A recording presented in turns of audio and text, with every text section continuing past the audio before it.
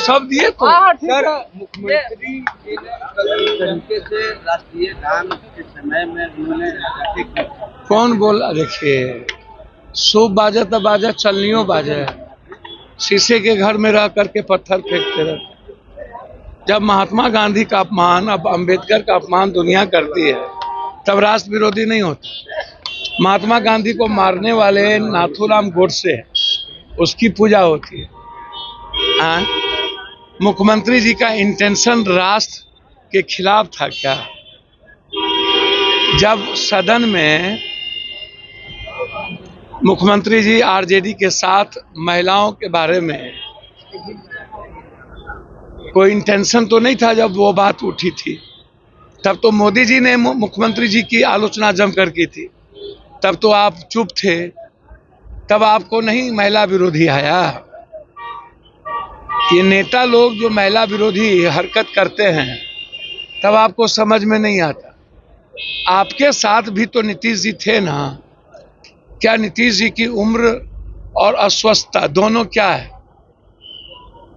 अब आप हर ऐसे इशू को राजनीतिकरण करते रहिए और अपने को आप राष्ट्रभक्त बन जाइए। तो आप तो कहते हैं कि कानून में नैतिकता नाम की चीज नहीं है, इसीलिए इस्तीफा का कोई मतलब नहीं है। चाहे हम जितना बड़ा बेईमान चोर हो जाए, संविधान में इसकी इजाजत नहीं देता है। और आज यदि नीतीश कुमार जी से कोई भूल हो गई या उम्र के लिहाज से, क्या नीतीश कुमार जी जाने गाने माने का अपमान करना चाहते थे, या उनकी मंशा है जाने गाने माने का अपमान करना? तो आप लड़ किससे रहे, बीजेपी से या नीतीश कुमार से?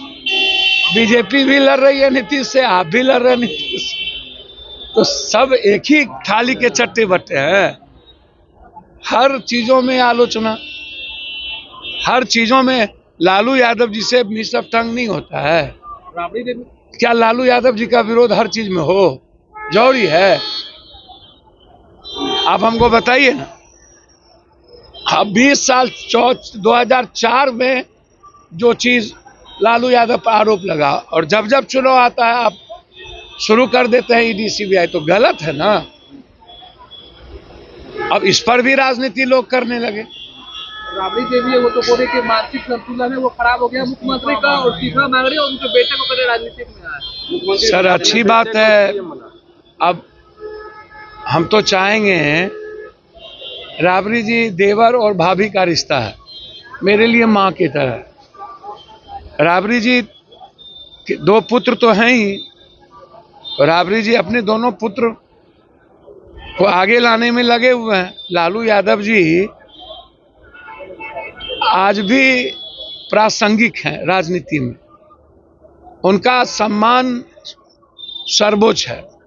तो हम तो चाहेंगे राबड़ी देवी जी जिस तरह लालू जी का सम्मान देखते हैं एज ए गार्जियन, वैसे वह भी आपके छोटे देवर है, उनका भी सम्मान वैसे ही देखना चाहिए। लॉ एंड ऑर्डर को लेकर के क्या कहेंगे आप? अब आम आदमी अब नेता के परिवार में नेता तो सब दिन टारगेट रहा है, पॉलिटिकल हत्या तो होती ही रही है।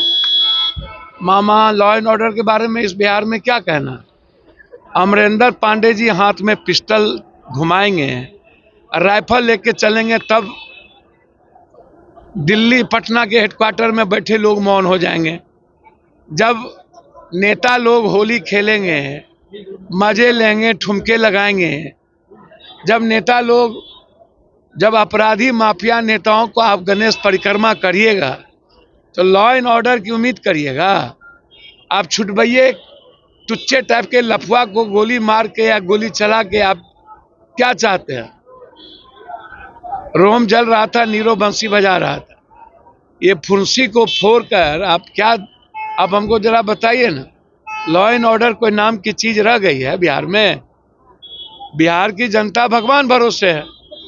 मैं ये बात मानता हूं कि नीतीश कुमार जी उम्र से और बीमारी कुछ उन पर हावी हुआ है, भूल हो जाती है नीतीश जी से, और इस उम्र में क्षमा करना चाहिए, आलोचना नहीं करना।